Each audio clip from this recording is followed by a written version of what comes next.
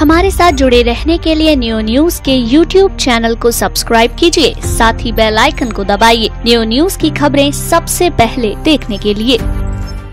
मथुरा वृंदावन नगर निगम के गठित होने के साथ ही फर्जी तरीके से बकाया होने के बावजूद भी एनओसी प्राप्त किए जाने का एक मामला प्रकाश में आया है। इस संबंध में नगर निगम के विपक्षी दल के सभासदों के द्वारा नगर आयुक्त, मंडल आयुक्त एवं मुख्यमंत्री को शिकायत की गई है।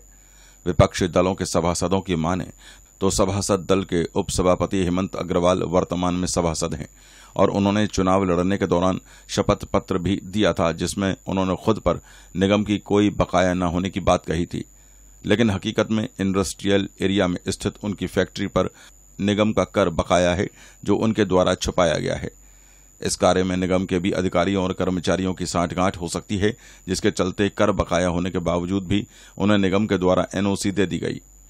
इस संबंध में वार्ड संख्या 68 के सभासद रितेश पाठक, वार्ड संख्या 62 के सभासद मनोज सक्सेना एवं वार्ड संख्या 19 के सभासद आकाश महावर ने जानकारी देते हुए बताया। तो हेमंत अग्रवाल जो कि उप सभापति हैं, उनकी एक फैक्ट्री है प्रेम प्लास्टिक एंड पाइप, जो कि आती है इंडस्ट्रियल एरिया में, और वो अब आता है नगर निगम के अंडर। पहले नगर पालिका के अंडर में था, अब नगर निगम के अंडर में है। उधर उनकी फैक्ट्री के ऊपर लाखों रुपए का टैक्स बकाया है, जबकि नियमानुसार जो चुनाव लड़ते हैं, जो भी प्रत्याशी होते हैं, उनको नगर निगम की या नगर पालिकाओं की कोई भी बकाया राशि नहीं होती है उनकी। उसके लिए उनको एक एनओसी लेनी पड़ती है, और वो एनओसी उन्होंने हासिल कर ली है और वो चुनाव लड़के जीत भी गए थे।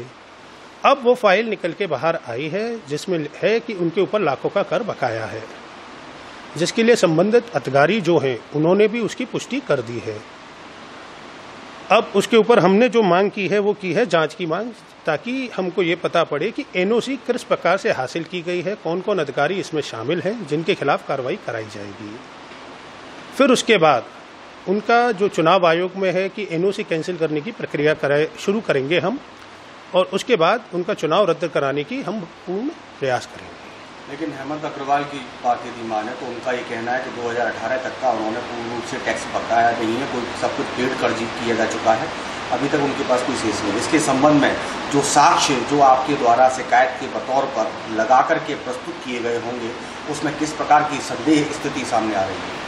नहीं, तो हमारे पास जिस तरीके से उन्होंने पेपर में कहा है कि 2018 तक का उनका टैक्स जमा है, तो हमने भी अपने माध्यम से उनसे मैसेज दिया यही है कि भैया अगर आपका 2018 तक का टैक्स पेड है, कृपया कर हमें रसीदों की कॉपी उपलब्ध कराई जाए। और वैसे भी हमारी लड़ाई हेमंत अग्रवाल से नहीं है। दोनों नगर निगमों में, नगर पालिकाओं में भी मैं सभासद रहा हूँ और तीसरी बार अब मैं पार्षद देख रहा था। मैंने जो देखा है लगातार, चूंकि आप लोगों को विदित ही है कि भाजपा का चेयरमैन यहाँ हुआ करते थे, 4 चेयरमैन जो भाजपा के हुआ करते थे। मैं नहीं किसी को आरोपित करना चाहूँगा, लेकिन जो मैंने अब यहाँ इस बार आके खुलासा देखा है, चूंकि बहुत सारी चीज़ें हम लोगों को पता ही नहीं लगा करती थी। ये अब की बार पहली बार ऐसी 298 फाइलें हमारे हाथ में आई हैं, जिनका कि विगत कई वर्षों से टैक्स नहीं लिया जा रहा। जब हम लोग वहाँ गए, हमने वहाँ जानकारी करी, तो वहाँ की संस्थाओं ने एकजुट होकर के हमें ये बताया कि किसी न किसी रूप में वो टैक्स तो वहाँ देते रहे हैं, लेकिन जाने क्यों यहाँ एक भी हमें वहाँ की रसीद नहीं मिली है। देखिए, आरोप नहीं है, ये सत्यता है, क्योंकि हमने जो है नगर निगम का असेसमेंट रजिस्टर भी देखा है और डिमांड रजिस्टर भी देखा है, जिसमें कि अगर नगर निगम में कोई भी टैक्स जमा होता है तो उस डिमांड रजिस्टर में एंट्री होती है, जो कि 2014 से आज तक पूरा उद्योग नगर का, जिसको इंडस्ट्री एरिया के नाम से जाना जाता है, उसका कोई टैक्स जमा नहीं है।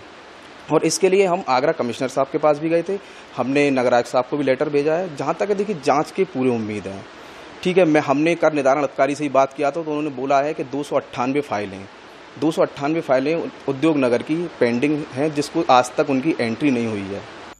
वहीं वार्ड संख्या 64 के सभासद ध्रुव नारायण शर्मा एवं वार्ड संख्या 45 के सभासद तिलकवीर चौधरी ने ये कहा।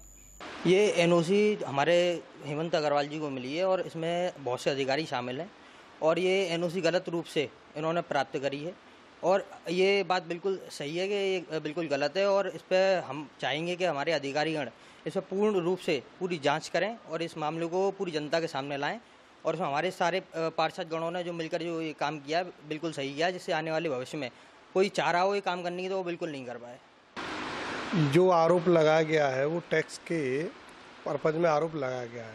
जो हमारे पार्षद दल के नेता हैं रितेश पाठक जी, उनको इस चीज़ की जानकारी हुई, उन्हें हमको बताया। हमने कहा जो गलत है वो गलत है, उसकी जांच कराई जाए। तो हमारा सबसे ये है कि भाई इसकी जांच कराई जाए, कोई भी हो। तो जैसे पार्षद दल नेता रितेश जी ने बताया, हम उनके साथ हैं। वहीं जब उपसभापति हेमंत अग्रवाल से इन आरोपों के विषय में जानकारी की गई तो उन्होंने सभी कर चुकाए जाने की बात कहते हुए इन आरोपों को निराधार बताया। जो आरोप लगाए गए हैं बिल्कुल निराधार है, बिल्कुल सिरे से खारिज करने योग्य है। कुछ कांग्रेसी पार्षदों द्वारा जो आरोप लगाए गए हैं मनगढ़ंत आरोप है। मेरे पास जो प्रॉपर्टी है उसका 2018 तक का टैक्स जमा है, जिसकी रसीद मैं आपको दिखा देता हूँ। ये रसीद है, ये बिल्कुल 2018 तक का टैक्स जमा है और ये 20/4/2017 को ही जमा कर दी थी, जब इलेक्शन की कहीं दूर दूर तक भूमिका भी नहीं थी। उस समय का टैक्स जमा है वर्ष 2018 तक का। पार्षदों को जाना चाहिए, जाकर नगर निगम में ढंग से जांच करनी चाहिए थी, मुझसे रसीदें मांगनी चाहिए थी कि रसीद जमा है कि नहीं है, और व्यक्तिगत लड़ाई नहीं लड़नी चाहिए थी। नगर के विकास के लिए हम लोग सब चुन के आए हैं और हम लोग सबका काम है कि नगर के विकास के लिए अपनी अपनी योजनाएं बनवाएं, वार्ड की योजनाएं बनवाएं और उसमें सब मिलकर सहभागी बने।